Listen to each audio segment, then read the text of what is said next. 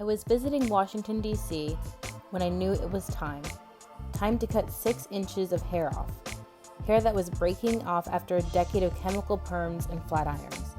Like clockwork, I would go to the hairdresser every 6 weeks and frantically point to the new crop of dark curls that were growing from my scalp. The results? A burned scalp, an uneven haircut, and loads of internal conflict. My hair had had enough, and I had had enough. "So, what are you in town for?" asked the stylist. Sensing my angst, she was doing her best to distract me. I replied, "I'm here doing a project. I'm going to do some research at the National Museum of African American History and Culture." I could hear the excitement in her voice as she replied, "Oh, sweetie, you'll love that one. I took my son there last week and he loved it." Her enthusiasm calmed my nerves. In the past, I needed a way to fit in and assimilate. Straight hair felt like a necessity. Now I had just graduated from college and was weeks away from starting a job at a new company where Black women comprised only 3% of employees. The few Black women who had ascended the ranks primarily had perfectly straight hair. Navigating this space with a short afro felt like I was signing up for yet another barrier. I continued to ruminate on these hypothetical challenges until 2 words interrupted my internal monologue. All done. That 90-minute appointment left me with much less hair and much more hesitance. But I didn't have time to just sit around and stress. I hopped on the metro and headed straight to the museum. A wave of discomfort washed over me as I waited in line at the Smithsonian.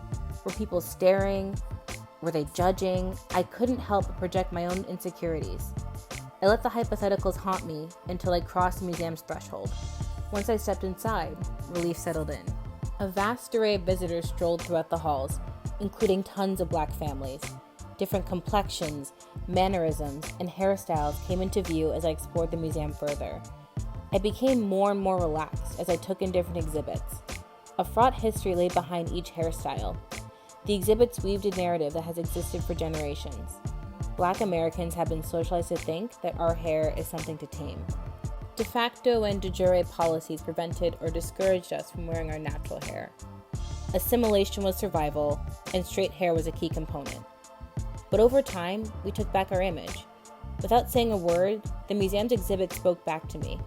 Images of Black hair in all its glory lined the halls.